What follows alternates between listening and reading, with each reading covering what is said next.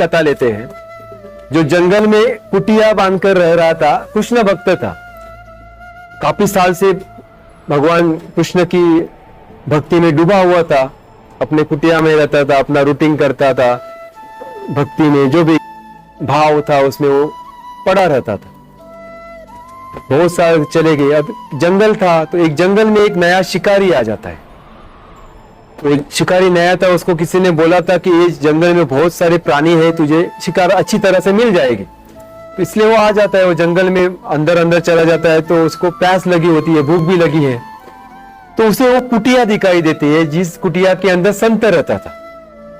उसको लगता है ये कुटिया है जंगल में, तो चलो कुछ खाने को मिलेगा, पानी मिलेगा, कोई तो रहेगा अंदर।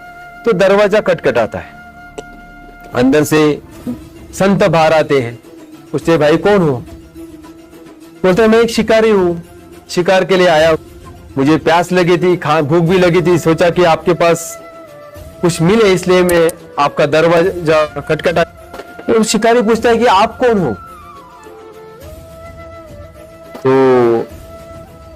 ये बोलता है कि मैं संत हूं, तपस्या कर रहा हूं। शिकारी बोलता है ये तपस्या क्या होती है? ये क्या है चीज, मैंने तो कभी सुना नहीं। तो अभी ये संत के सामने आता है, अभी इसके समझाओ तो समझाओ कैसे? तो इसको इसके ही लैंग्वेज में समझाना पड़ेगा। वो बोलता है मैं भी शिकारी हूं, तुम्हारे जैसा ही मैं शिकारी हूं, काफी समय से मैं यहाँ पर बैठा हूं, लेकिन मेरा शिकारी नहीं मुझे मिल रहा है। वो शिकारी बोलता है कि कौन सा शिकार है, ऐसा आज तक कभी हुआ नहीं, मैं शिकार में फेल हुआ, बहुत बड़े बड़े शिकार किए मैंने, आप बोल दो खाली, मैं यूं गया और यूं लेकर आया आपके शिकार को। वो संत बोलते हैं ये तो पागल हो गया, ये सब कभी बोलो क्या? अभी बोलकर को गया कि मैं भी शिकारी हूं, तुम्हारे जैसे ही शिकार मिल नहीं रहा है, लेकिन अभी बोलना पड़ेगा, संत है, झूठ नहीं बोल सकता। बोलता है मेरा शिकार है वो सावले रंग का है, सर पे मोरपीस मानता है, हाथ में मुरली लेके घूमता है, लेकिन मिल ही नहीं रहा है, कभी से ट्राई कर रहा हूं। और वो रोने लगता है, सन जो है रोने लगता है, बोलता है कितने साल गए मिल ही नहीं। अब ये शिकारी का भाव एकदम वो ये हो जाता है, बोलता है आप रो मत, आप चिंता मत करो, मैं यूं गया यूं आया, आप टेंशन ही मत लेना, मुझे ऐसा कभी हुआ नहीं कि मुझे सक्सेस नहीं हुआ। वो निकल जाता है, सन देखता रहता है उसको, मैंने इसको क्या बोला, इसको ये कहाँ मिलेगा, ये सावला मोरपीस वाला बांसुरी वाला किधर मिलेगा? ये जाता है घर जंगल में, अपना जाल बिछा देता है, जैसे शिकारी लोग जाल डालते हैं ना, वैसे जाल पेड़ के ऊपर चढ़ के बैठ जाता है। उड़ जाता है, उसको प्यास लगी थी, उसको भूख लगी थी, ऊपर है। एक दिन गया, 3 दिन, 8 दिन गए, 10 दिन गए। अब प्रभु को मन में सवाल आता है, अगर मैं यहाँ पे प्रकट नहीं रहूंगा तो ये तो मर जाएगा भूख प्यास से, किसके झंझट में मैं फंसा हूं।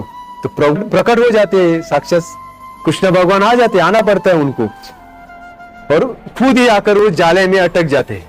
ऊपर से देखता है मिल गया शिकार, वो लेता है, खंधे पे लेकर उठाकर संत जा का कुटिया है वहां पर आ जाता है, कुटिया का दरवाजा कटा, संत जी आ जाइए, मैंने आपका शिकार लेकर आया। वो बाहर से अंदर से भाग और देखते तो साक्षात वही जो बोला था, सावला है, मोरपीस है, बांसुरी है, उसी स्वरूप में प्रभु सामने खड़े। तो संत था वो, प्रभु के चरणों में गिर जाता है, प्रभु ये क्या है, मैंने आपकी इतनी सेवा की, इतनी तपस्या की, आपने तो मुझे दर्शन नहीं दिया और आज इसके लिए आ गए। तो बोलता है तू जब भी साधना करता था तो तेरे मन में तू ही सोच कितने ख्याल आते थे कि तू मेरे प्रति सरेंडर था, लेकिन ये वो 8 दिन एक ही था, वो सावला बांसुरी वाला मोरपीस वाला आएगा और उधर, बाकी कुछ नहीं। और इसके भाव में वो क्यों कर रहा था? तुम्हारे लिए कर रहा था, खुद के लिए नहीं कर रहा था। हम भक्ति भी अपने लिए कर रहे हैं, अपने को मोक्ष चाहिए, आगे का मार्ग चाहिए, ये तो तेरे लिए कर रहा था, स्वार्थ भी नहीं है। तो आना पड़ा मुझे कि अपनी भक्ति वैसी है। ये सब दत्त तत्व है जो कण कण में है, कि हमारी श्रद्धा कहाँ कम हो रही है, हम कितने सरेंडर है अपने विजन के प्रति। तो जानो, तो जानने की कोशिश करो। जब तक हम वो नहीं जानेंगे तब तक अपने को हमारा मार्ग मिलेगा ही नहीं, हम भटकते रहेंगे। क्योंकि कोई आएगा हमको रेडीमेड देगा, आज तक कभी हुआ नहीं है। खाली बुक में लिखा है, किताब में लिखा है चमत्कार, क्यों? हमारा इंटरेस्ट बढ़ जाए। नहीं दे सकता किसी को ध्यान में रखो, अपनी जर्नी खुद को ही करनी है, हमको ही डुबकी मारना पड़ेगा। अगर नदी में हम गिर गए तो बाहर आने के लिए खुद को ही हाथ पांव हिलाना पड़ेंगे, अदरवाइज हम मर जाएंगे अंदर डुबकी मार के। तो ये खाली कथा ही नहीं है, पीछे जो मर्म है उसको जानो, समझो।